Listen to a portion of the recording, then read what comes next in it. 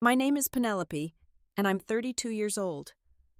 This morning at the Portland Farmers Market, I'm holding my 18-month-old son while he reaches for bright red strawberries. Saturday mornings have become so peaceful for us now. But 5 years ago, my entire world collapsed when the people I trusted most betrayed me in the cruelest way. Through the crowd, I suddenly see them approaching. My parents and my sister, who haven't seen me since that devastating Christmas dinner when they tried to destroy my marriage. Before I continue this story about family betrayal and unexpected miracles, I'd love to know where you're watching from today. Please hit that subscribe button and like this video if you've ever had to stand up to toxic family members. Trust me, what happens next will show you that sometimes losing everything leads to gaining so much more. I met Marcus during my junior year at the University of Washington. We were both in the same advanced statistics class, and he offered to help when he saw me struggling with a particularly complex problem set. What started as study sessions in the library turned into coffee dates at the little campus cafe, then long walks around Green Lake discussing our dreams for the future. Marcus had this way of making me laugh even during finals week, and by senior year, we were inseparable. Our wedding took place 3 years after graduation, once we'd both established ourselves in our careers. Instead of a big elaborate affair, we chose an intimate ceremony at Pike Place Market at sunrise, with just 20 of our closest friends and family members. I wore my grandmother's pearl necklace with a simple white dress, and Marcus couldn't stop smiling as we exchanged vows with the market flowers all around us and the sound of seagulls in the distance. Those early marriage years were everything I'd dreamed of. We bought a small craftsman home in the Wallingford neighborhood that needed tons of work. Every weekend, we'd tackle a new project together. Marcus would research YouTube videos on how to refinish hardwood floors while I planned the color schemes for each room. He built custom shelves for my design books, and I created a cozy reading nook in his home office. The spare bedroom, we both knew without saying, would one day be a nursery. My career as a graphic designer was taking off. I joined a boutique agency downtown that specialized in children's book illustrations and educational materials. Marcus worked as a software engineer at Amazon, and while the hours were long, he loved the challenge of solving complex problems. We'd meet for lunch whenever we could, usually at the food trucks near South Lake Union, planning our future between bites of Korean tacos or Mediterranean bowls. We started trying for a baby on our second wedding anniversary. I remember that night clearly, how we'd laughed and dreamed about whether we'd have a boy or a girl first. Marcus wanted to name a daughter after his grandmother Rose, and I loved the idea of calling a son Samuel, after my grandfather who'd passed when I was 12. We even started buying little things here and there, unable to resist. A tiny pair of yellow socks from a craft fair. A wooden rattle from Pike Place Market. Month after month passed, and each negative pregnancy test felt like a small defeat. But we kept telling ourselves it was normal, that these things take time. Marcus would hold me when my period arrived each month, whispering that we'd keep trying, that our baby would come when the time was right. After a year, we decided to see a specialist, just to make sure everything was okay. Dr. Harrison came highly recommended, and her office in the medical district felt warm and welcoming, not clinical like I'd feared. She ran a battery of tests on both of us, always explaining what she was looking for and why. Marcus never missed a single appointment, even when it meant leaving important meetings at work. He'd hold my hand during the uncomfortable procedures, making silly jokes to distract me from the discomfort. Meanwhile, Sunday dinners at my parents' house in Bellevue had become increasingly difficult. My mother Dorothy had started dropping hints the moment we'd gotten married, but now her comments were becoming more pointed. She'd gesture at my stomach and ask if I had any news to share, her disappointment visible when I shook my head. My father Robert would lecture Marcus about the importance of carrying on the family name as if we weren't trying desperately already. My younger sister Emma had gotten engaged to Derek, an investment banker she'd met at a charity gala. Their relationship seemed perfect on paper. Derek came from old Seattle money, his family name on hospital wings and university buildings. Emma would glow as she showed off her 3-carat diamond ring, planning an elaborate wedding for the following spring. Mother would fawn over her, calling her the perfect daughter while shooting meaningful looks in my direction. The day our test results came back remains burned in my memory. Dr. Harrison's expression was gentle but serious, as she explained that I had blocked fallopian tubes and diminished ovarian reserve. The chances of conceiving naturally were extremely low, almost impossible. She talked about options about IVF, but warned us that even with intervention, my particular case meant success rates would be lower than average. Maybe 20% chance per cycle if we were lucky. Marcus's response was immediate and fierce. He grabbed my hand and told Dr. Harrison we'd do whatever it took. On the drive home, as I sobbed in the passenger seat, he pulled over and held me. He said we were a team, that we'd face this together, that I was his family no matter what happened. We decided to start IVF immediately, using our savings and taking out a loan to cover the $40,000 per cycle that insurance wouldn't touch. The IVF journey was more grueling than I'd imagined. Every morning started with hormone injections that Marcus learned to administer because my hands shook too much. The medications made me bloated and emotional, snapping at coworkers over minor issues, then crying in the bathroom afterward. I'd leave work early for monitoring appointments, watching follicles grow on the ultrasound screen, hoping for good numbers. The first egg retrieval yielded only 3 viable eggs. The doctor tried to manage our expectations, explaining that quality mattered more than quantity, but I could see the concern in her eyes. 2 fertilized successfully, but by day 5, only 1 made it to blastocyst stage. The transfer day, I lay on the table trying to think positive thoughts as they placed our single embryo, our one chance this cycle. The 2-week wait was torture. I analyzed every twinge, every moment of nausea, convinced it meant something. Marcus downloaded meditation apps and cooked all my favorite foods, trying to keep me calm. When the blood test came back negative, I couldn't get out of bed for 2 days. Marcus called in sick to stay with me, not saying much, just holding me while I grieved. We decided to try again immediately. The second cycle, we tried a more aggressive protocol. The medications were increased, making the side effects worse. I gained 15 pounds and my face was puffy from the hormones. I had to miss Emma's wedding dress shopping because it fell on retrieval day, and Mother made sure to remind me what a disappointment I was, how Emma needed her sister's support. Emma's behavior had shifted too. She'd corner me at family gatherings, her voice dripping with false sympathy as she'd say things like, maybe this was God's way of telling me I wasn't meant to be a mother.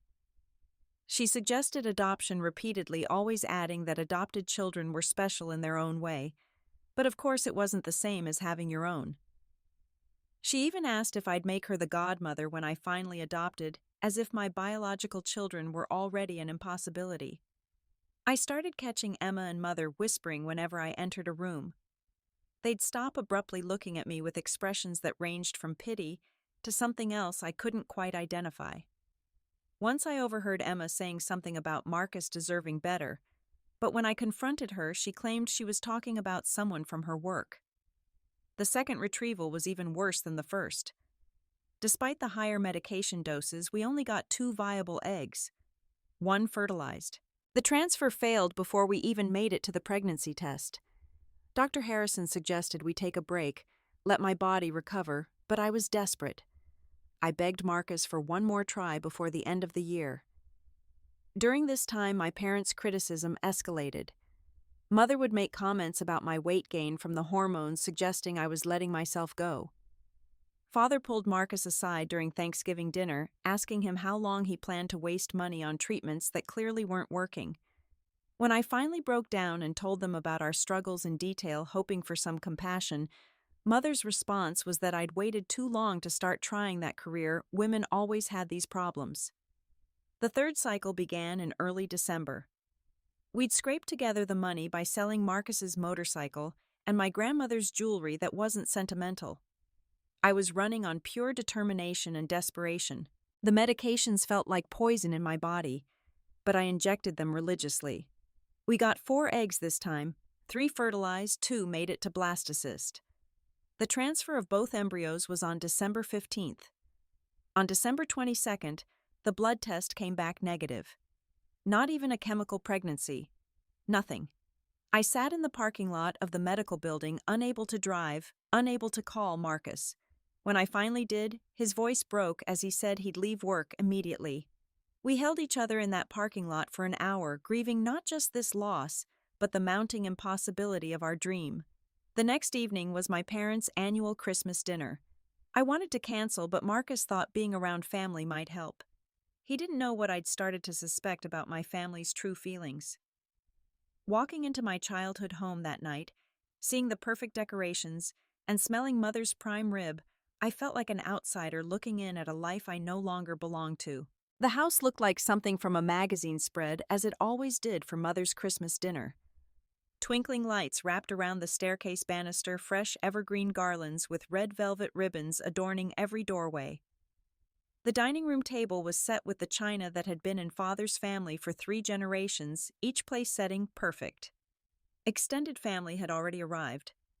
My aunts and uncles sipping wine in the living room, cousins' children running around despite Mother's disapproving looks. Marcus and I arrived 40 minutes late because I couldn't stop crying long enough to fix my makeup. We'd just come from a follow-up appointment with Dr. Harrison, where she gently suggested we consider donor eggs or embryo adoption. The words kept echoing in my head as I tried to smile and greet relatives who immediately asked when we were going to give them baby news to celebrate. Emma swept over in a stunning emerald dress that made her look like a Christmas angel. Her engagement ring caught the light as she hugged me, whispering that I looked tired and should really consider getting some rest. Derek stood beside her, uncomfortable as always with family gatherings, checking his phone constantly for market updates, even though it was evening. Dinner was the usual performance. Father carved the roast while telling stories about his latest business ventures. Mother directed conversation like a conductor, making sure everyone admired Emma's wedding planning binder she'd conveniently placed on the sideboard. I pushed food around my plate, my stomach churning from the fertility medications still leaving my system. After dessert, when the cousins were gathered in the den watching Christmas movies with the kids, Father suggested Marcus join him in his study for some 18-year-old scotch. It wasn't unusual. Father often pulled the men aside for drinks and business talk. But something in Mother's expression, the way she watched me as Marcus stood to follow Father, made my skin prickle with unease. I waited exactly 3 minutes before following them. The study door was slightly open and I could hear voices inside. Not just Father and Marcus, but Mother and Emma too. My stomach dropped. I crept closer, staying just out of sight but close enough to hear everything clearly. Mother's voice was soft, reasonable, the tone she used when she was about to say something cruel but wanted to sound caring. She was saying how concerned they all were about Marcus, about his future, about the toll this was taking on him. Father jumped in, his voice authoritative, saying that Marcus was a good man who deserved to have biological children to carry on his family legacy. Then Emma spoke, and her words made my blood freeze.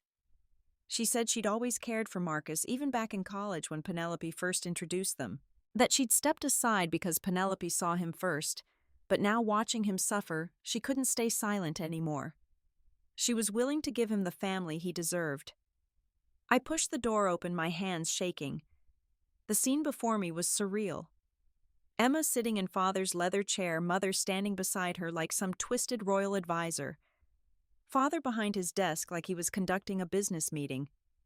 And Marcus, my Marcus, standing in the center looking absolutely horrified. The divorce papers were already on the desk. They'd prepared everything in advance. Mother explained calmly, as if discussing dinner plans, that they'd consulted with Father's attorney. With Penelope's medical issues documented, Marcus could file for divorce on grounds of infertility in some states, or simply irreconcilable differences. They'd make it quick, clean. Father would cover all the legal fees. Emma stood then, moving toward Marcus, saying she'd always known they were meant to be together, that she'd broken off her engagement with Derek last week because she couldn't marry him, knowing Marcus was trapped in a loveless, childless marriage. She actually used those words, loveless and childless, as if they were synonymous. Father offered Marcus a promotion to senior management at his firm if he agreed to the arrangement. The salary would triple, enough to provide for the large family Emma would give him. They'd even found a house for them in the same neighborhood as my parents, a 5-bedroom colonial perfect for raising children. The children I couldn't give him. Mother added that they'd already discussed this with the extended family, preparing them for the transition. That everyone understood and supported what was best for Marcus. She said they loved me, but I needed to stop being selfish and let Marcus have the life he deserved. That sometimes loving someone meant letting them go. Dorothy said my defective genes shouldn't be passed on anyway. Those exact words. Defective genes. As if I was some kind of damaged goods contaminating the family line. She said it was better this way, that I could focus on my career without the burden of children I was clearly not meant to have. That some women just weren't built for motherhood, and there was no shame in accepting that. The room spun. I grabbed the doorframe to steady myself. Marcus hadn't said anything yet, and they all turned to look at him expectantly. Emma actually reached for his hand, and that's when he exploded. I'd never heard Marcus raise his voice like that. 7 years together, and I'd never heard the rage that came out of him in that moment. He told them they were disgusting, all of them, that they'd just shown him exactly what kind of people they really were. He said his love for me wasn't conditional on my ability to produce children, that I was his family, his whole world with or without babies. He turned to Emma and told her she was pathetic, throwing away her relationship to chase after her sister's husband like some desperate stalker. He told my father that no amount of money could buy him, and that he'd rather live in a cardboard box with me than in a mansion with Emma. He told my mother she was a monster who had just lost her daughter forever. Then he grabbed my hand and we walked out. Emma started crying, running after us, saying we didn't understand that she was trying to help. Mother called out that we were making a mistake, that family meant making hard choices. Father shouted something about cutting us out of the will, about how we'd regret this when we were old and alone. The last thing I heard as we left was Emma screaming that I was destroying Marcus's life, that I was selfish and broken and didn't deserve him.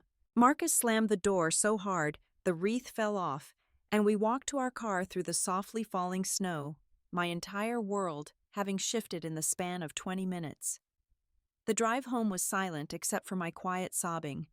Marcus kept one hand on the wheel and the other holding mine, his knuckles white from gripping so tightly.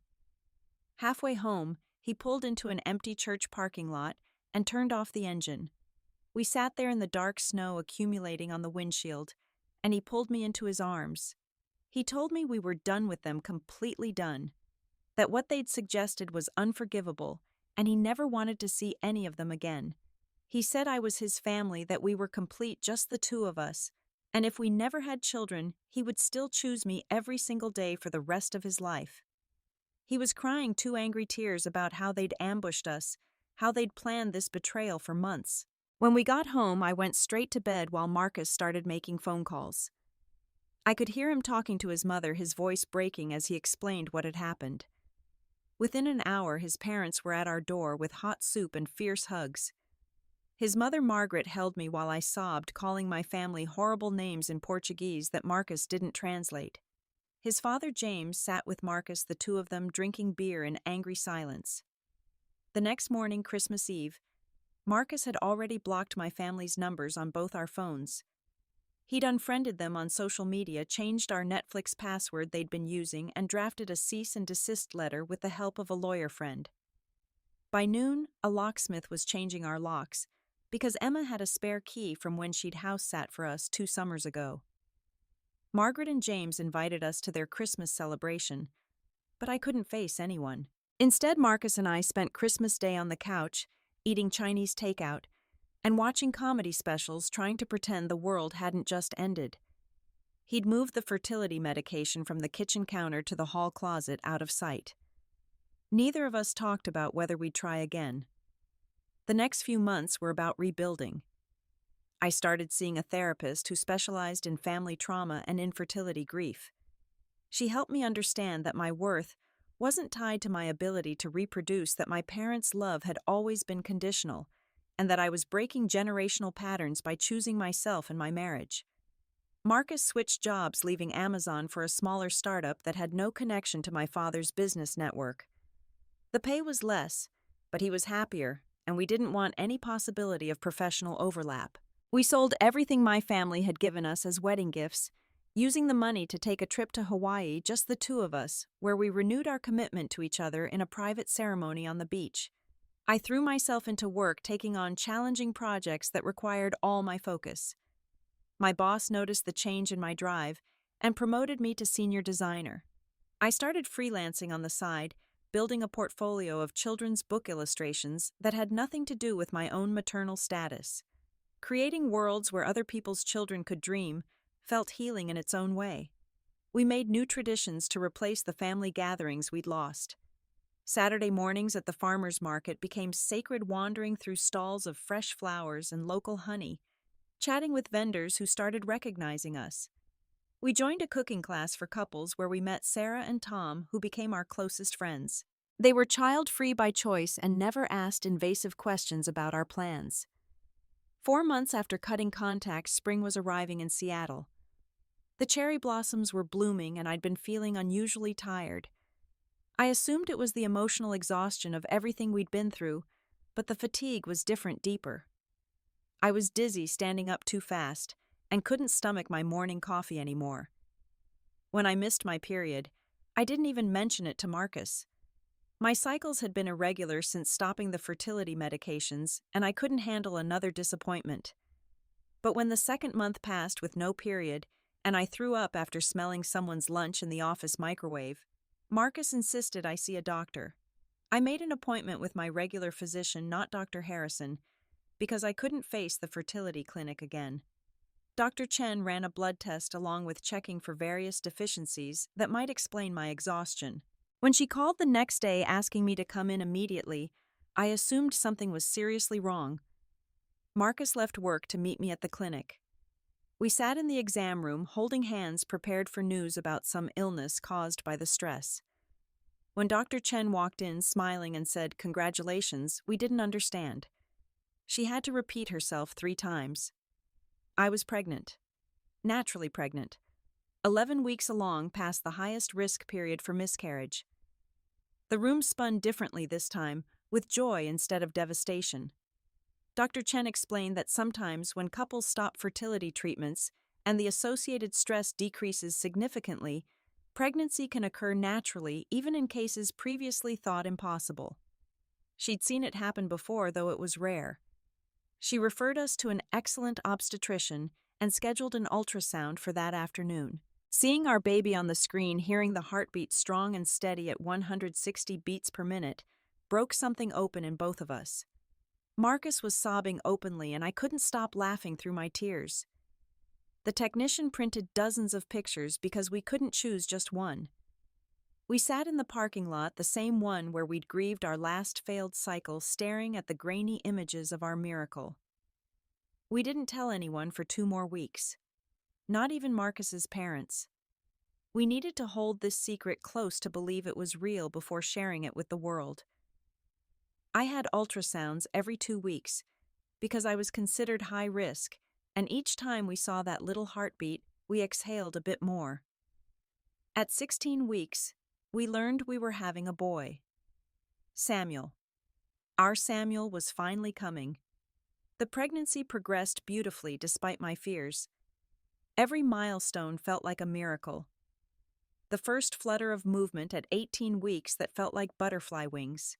The anatomy scan at 20 weeks, showing everything developing perfectly. The first real kick at 23 weeks that made Marcus cry when he felt it against his palm.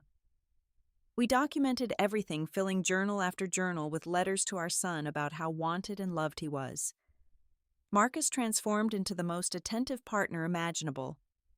He read every pregnancy book, downloaded apps to track the baby's development, and talked to my belly every night before bed. He'd tell Samuel about the baseball games they'd attend, the camping trips they'd take, the bedtime stories he'd read. He painted the nursery a soft sage green and assembled the crib with the focus of a surgeon, making sure every screw was perfect. Margaret and James were ecstatic when we finally told them at 16 weeks. Margaret immediately started knitting blankets and tiny sweaters, while James began building a wooden toy chest that would become a family heirloom. They never mentioned my family, never asked if we'd shared the news with them. They simply embraced their role as Samuel's only grandparents with fierce devotion. My labor started at 3 in the morning on a Tuesday in October, 2 weeks before my due date. The contractions were immediately intense, nothing like the gradual buildup I'd read about. Marcus drove through empty Seattle streets while I gripped the door handle trying to remember the breathing techniques from our birthing class. 22 hours later, after 3 hours of pushing, Samuel arrived screaming and perfect. 7 pounds, 4 ounces of miracle with Marcus's dark hair and my stubborn chin. When they placed him on my chest, still slippery and indignant about his eviction, Marcus and I sobbed. Not pretty tears, but body-shaking, soul-cleansing sobs that released years of grief and ushered in a joy we'd almost stopped believing in. Those first few months were a blur of firsts. First night home when we sat on the nursery floor just watching him sleep. First smile at 6 weeks that wasn't just gas. First laugh at 3 months when Marcus made ridiculous faces during a diaper change. First time he slept through the night at 4 months, and we woke in a panic thinking something was wrong, only to find him contentedly sucking his thumb. We moved to Portland when Samuel was 8 months old. Marcus's startup had been acquired by a larger tech company, and they offered him a position leading their new Portland office with a significant salary increase and better work-life balance. We found a craftsman home in the Alberta district with a big backyard and a detached studio I could convert for my growing freelance business. The move felt like a fresh start in a city where nobody knew our history. We made friends with neighbors who had kids Samuel's age.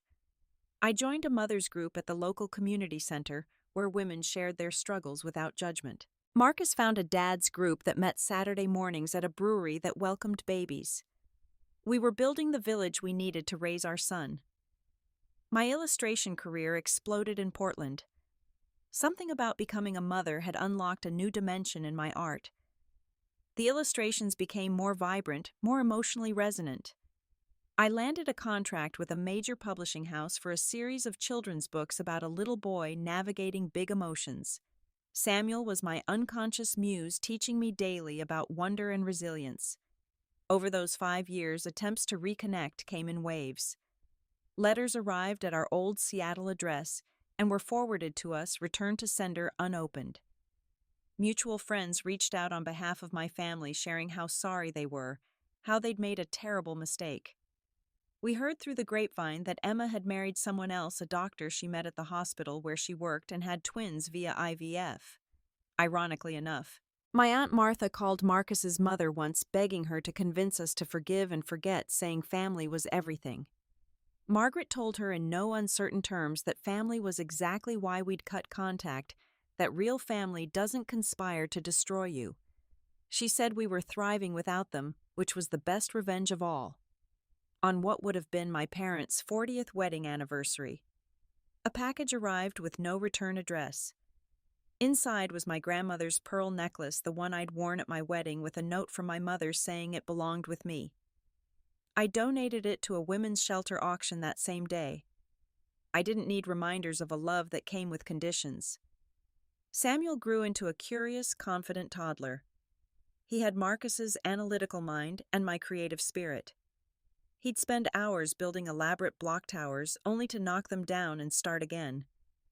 He painted with his whole body, getting more color on himself than the paper. He made friends easily at the park, sharing his goldfish crackers with anyone who looked sad.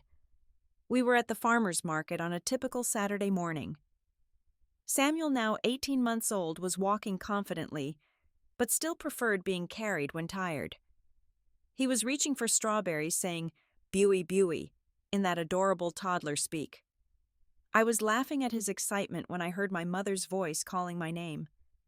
I turned slowly, my body automatically shifting to shield Samuel. There they were, all 3 of them. My parents looked older, grayer. Father's commanding presence had diminished. He seemed smaller somehow. Mother's perfect appearance was still intact, but her eyes had a desperation I'd never seen. And Emma pushing a double stroller with 2 toddlers, who must have been about Samuel's age, her face puffy and tired. They approached cautiously, like you'd approach a wild animal. Mother's eyes were locked on Samuel, tears already streaming down her face. She whispered that he was beautiful, that he looked exactly like Marcus. Father cleared his throat. attempting his authoritative voice, saying we needed to talk, that too much time had passed, that families should forgive. Emma spoke up, her voice bitter. She asked if this was my adopted son, the question loaded with all her old venom. But when Samuel turned to look at her, his face so clearly, Marcus's features mixed with mine, her expression crumbled. The realization hit all of them simultaneously. This was our biological child, the miracle they'd said would never happen, the baby they'd tried to convince Marcus he'd never have with me. Mother reached out her hand toward Samuel, moving as if in a trance. Her fingers trembled as she got closer to his face, and I saw the moment she noticed he had her father's eyes, the distinctive hazel with gold flecks that had skipped my generation. She whispered something about those eyes, about legacy, and I stepped back, pulling Samuel tighter against me. The movement broke whatever spell had frozen the moment. Father straightened, trying to reclaim his authority. He announced that they had grandparent rights, that they'd consulted lawyers, that blood meant something in the eyes of the law. He said they'd made mistakes, but family was about forgiveness, about moving forward, about thinking of what was best for the children. Emma's twins were fussing in their stroller, and she was ignoring them, her eyes fixed on Samuel with an expression I recognized. It was the same look she'd had at my wedding when Marcus had called me beautiful in his vows. The same look when I'd gotten promoted at work before her college graduation. Pure, undiluted envy that my impossible miracle had happened while she'd needed medical intervention for her perfect on paper life. Mother started talking rapidly about how they'd changed, how they'd been wrong, how they'd spent years in family therapy learning about their mistakes. She said they'd prepared a trust fund for Samuel, that they'd bought a vacation home on Whidbey Island where all the grandchildren could spend summers together. She was already planning his life, inserting herself into a future she'd tried to prevent. Other market-goers were starting to notice the confrontation. A vendor I bought flowers from weekly caught my eye, silently asking if I needed help. Parents with their own children were slowing their pace, sensing the tension. Samuel, picking up on my distress, buried his face in my neck and whimpered, his little hands gripping my shirt. Father demanded to know how this had happened, as if I owed him an explanation for my own child's existence. He started lecturing about how we should have informed them, how cruel we'd been to keep this secret, how they'd missed 18 months of their grandson's life. He used the word grandson like he'd earned it, like he hadn't tried to orchestrate the end of the marriage that created this child. Emma finally spoke directly to me, her voice cracking. She said her marriage was struggling, that her husband worked 100-hour weeks, that she was raising the twins alone most days. She said Mother helped, but it wasn't the same as having a sister. She actually said she missed me, missed us, but the words felt hollow after everything she'd admitted that Christmas night about wanting my husband. Dorothy reached for Samuel again, saying she just wanted to hold him once, to feel what it was like to be a grandmother to my child. The possessiveness in her voice, the way she said my child like it was something she'd been denied unfairly, made my skin crawl. She started crying harder, saying we were punishing an innocent baby by denying him his family. That's when Marcus appeared. He'd been getting coffee from our favorite vendor and came back to find his wife and child surrounded. The transformation in him was immediate. He stepped between us and them, his body language making it clear they needed to back up. His voice was calm but carried an edge that made Father actually step backward. Marcus told them they were strangers to our son, that they'd forfeited any right to call themselves family when they tried to destroy our marriage. He listed calmly and clearly every cruel thing they'd said that night. The defective genes comment. The suggestion that I wasn't meant to be a mother. The prepared divorce papers. The house they'd picked out for him and Emma. Samuel, sensing his father's presence, reached for Marcus, saying, "Dada, go now," in his clear little voice. It was perfect timing. Marcus took him from me, and Samuel immediately relaxed against his father's shoulder, safe and secure. The contrast was stark between the stable, loving family we'd built and the toxic dynamic they represented. Mother tried one more manipulation, saying we were damaging Samuel by denying him grandparents who loved him. But I found my voice finally steady and strong. I told her that love doesn't prepare divorce papers. Love doesn't call someone defective. Love doesn't try to steal their sister's husband. Love protects and supports, and stands by you when life gets hard, which they'd proven incapable of doing. I said Samuel had grandparents who'd held me while I sobbed, who'd celebrated our miracle without question, who'd shown up at 3 in the morning when he had croup, who loved him without conditions or manipulation. He didn't need people who viewed children as possessions or status symbols, or do-over opportunities for their own failures as parents. Father threatened legal action again, but Marcus laughed, actually laughed. He told them Oregon didn't recognize grandparent rights in cases where the parents were married and capable. He said we'd documented everything from that Christmas night, including the divorce papers they'd prepared with Emma's name already filled in as the intended new wife. Any court would see exactly what kind of people they were. Security had arrived by then, subtle but present. The market had protocols for disturbances, and several vendors had called for help. A manager approached asking if there was a problem. I said these people were harassing my family and we'd like them removed. The simplicity of it, calling them these people instead of my parents, felt like cutting the last thread that bound us. Emma started to protest, but the security guard was already ushering them away. Mother called out that this wasn't over, that we couldn't keep Samuel from them forever. Father shouted something about inheritance and legacy. Emma just stared at Marcus holding Samuel, her face a mix of regret and persistent delusion. As they were led away, Samuel lifted his head from Marcus's shoulder and waved bye-bye, the innocent gesture he'd learned to do with everyone. The last thing I saw was my mother's face crumbling as her grandson waved goodbye to her like the stranger she was. Then they were gone, and the market wrapped around us again, safe and familiar. Sarah appeared at my elbow. She'd been shopping nearby and saw the whole thing. Without asking questions, she suggested we get Samuel a treat from the ice cream vendor, something normal and sweet to wash away the bitter taste of that encounter. As we walked away, vendors nodded supportively our chosen community, silently acknowledging they'd witnessed us protecting our family. That night, after Samuel was asleep, Marcus and I sat on our deck with glasses of wine processing what had happened.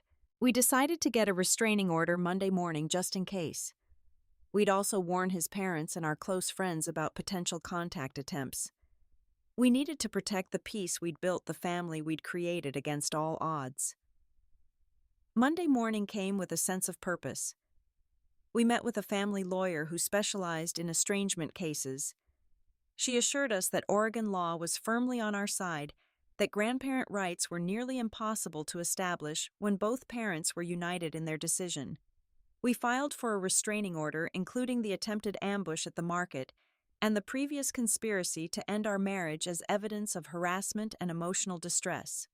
The lawyer helped us draft a formal cease and desist letter, making it clear that any further contact would result in legal action. We included Marcus's parents and our close friends on a do not contact registry, protecting them from manipulation attempts. The paperwork felt like armor protecting the life we'd built from people who'd proven they'd destroy it given the chance. 2 weeks later, a thick envelope arrived from my parents' attorney. Inside was a lengthy letter that was supposed to be an apology, but read more like a list of excuses. They claimed cultural pressure, societal expectations, and concern for Marcus's happiness had driven their actions. They'd included photos from Emma's wedding, as if seeing her in a white dress with someone else would make me regret our estrangement. The letter mentioned that Emma's twins had developmental delays requiring intensive therapy. They seemed to think this information would make me feel guilty, that I'd want to support my sister through her challenges. Instead, I felt sad for those children growing up with grandparents who'd see them as imperfect the way they'd seen me. At the bottom was a check for $50,000 marked for Samuel's education. Marcus wanted to send it back, but our lawyer suggested we deposit it in a trust that Samuel could access at 25 with no strings attached to the grandparents. Let their money benefit him without their poison. We never cashed it, though. It sat in our safe for months before we finally donated it to a fertility support charity in Samuel's name. Time moved forward as it always does. Samuel started speaking in full sentences, asking endless questions about everything from why birds fly to where the sun goes at night. We answered honestly, age-appropriately, building a foundation of trust that would never include lies about family who loved him. When he eventually asked about grandparents, we'd tell him the truth that sometimes people who share your blood aren't safe to have in your life. We decided to expand our family through adoption when Samuel was 2. Not because we couldn't have another biological child, but because we'd learned that family was about so much more than genetics. We were matched with a birth mother named Amy, who chose us specifically because we understood complicated families who trusted us to love her daughter, while respecting the difficult choice she was making. Lily arrived when Samuel was 3, and watching him become a big brother healed parts of me I didn't know were still broken. He was gentle and protective, sharing his favorite teddy bear with her the day we brought her home. Marcus cried watching them together, saying our family was complete in ways he'd never imagined possible when we were sitting in fertility clinic waiting rooms. My illustration career had evolved into running my own studio. I employed 3 other artists, all women who'd faced their own struggles with traditional family expectations. We created books that showed different kinds of families, different paths to happiness stories, where love wasn't conditional on meeting someone else's expectations. The studio became successful enough that Marcus could reduce his hours spending more time with the kids. We heard things through the grapevine occasionally. Emma's husband had filed for divorce, seeking primary custody of the twins. My parents had sold the family home in Bellevue, downsizing to a condo where the giant dining room table no longer fit. Father's business had suffered some kind of scandal involving embezzlement by a trusted employee. Mother had been removed from the country club board for spreading malicious gossip about another member. When Samuel was 4, we ran into an old family friend at a restaurant in Seattle. She tried to guilt me, saying my mother was sick, that she needed her daughter. But I'd heard this before from other flying monkeys. Mother had been dying of various ailments for years, according to these reports, always when someone thought it might break my resolve. Even if it was true this time, illness didn't erase cruelty or create obligations. The friend mentioned that Emma had moved back in with our parents after her divorce, that she spent her days managing their social media presence, trying to portray a perfect family that had never existed. The posts apparently never mentioned me or Samuel or Lily, as if we'd been edited out of existence. It was exactly what I'd expected: the digital version of the perfect family portrait with the imperfect daughter cut out. Looking at my actual family that night over pizza, Samuel carefully helping Lily with her sippy cup, while Marcus made silly faces to make them laugh, I felt nothing but gratitude. Gratitude that we'd walked away. Gratitude that my children would never feel conditional love. Gratitude that Marcus had chosen us again and again when everyone told him to choose differently. Life wasn't perfect. Samuel had inherited my anxiety and needed help managing big feelings. Lily had attachment challenges we worked through with therapy and patience. Marcus and I had to actively maintain our marriage through the chaos of raising young children, scheduling date nights like business meetings. But it was real, built on foundation of mutual respect and unconditional love that my birth family had never understood. The market where the confrontation happened remained our Saturday tradition. The vendors who'd witnessed everything became extended family of sorts. The flower seller saved the best sunflowers for Samuel to give me. The berry farmer always had extra samples for the kids. The coffee vendor knew our orders by heart and asked about the children's milestones. This was community chosen and cherished. On Samuel's 5th birthday, we threw a party in our backyard. Marcus's parents were there, of course, Margaret teaching Lily Portuguese nursery rhymes, while James helped Samuel with his new bike. Our friends filled the yard with laughter and chaos. Sarah and Tom had become the kids' honorary aunt and uncle. My studio employees brought handmade gifts that made me cry. As I watched Samuel blow out his candles surrounded by people who loved him without conditions or expectations, I thought about my mother's words that day at the market about damaging him by denying him grandparents. But looking at his joy, his confidence, his security in being loved exactly as he was, I knew we'd given him something far more valuable than blood relatives who'd proven their love was contingent on meeting their expectations. The truth is, sometimes the family you create is infinitely better than the one you're born into. Sometimes protecting your peace means walking away from people who share your DNA, but not your values. Sometimes the bravest thing you can do is say, "No, this stops with me. My children will never question their worth the way you made me question mine.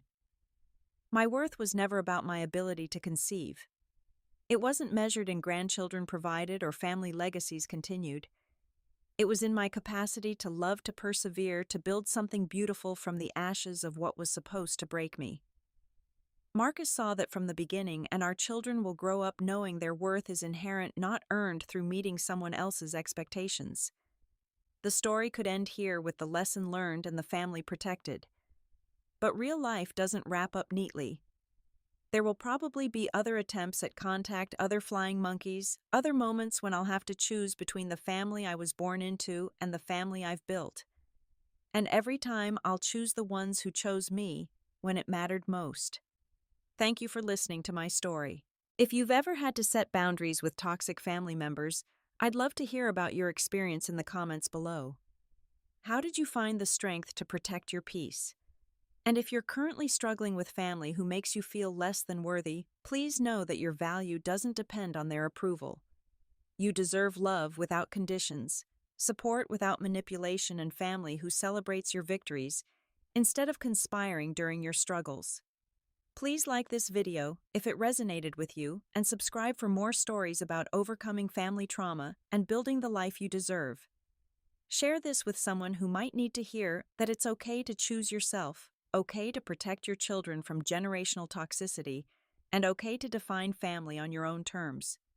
Remember, blood makes you related, but loyalty, respect, and unconditional love make you family.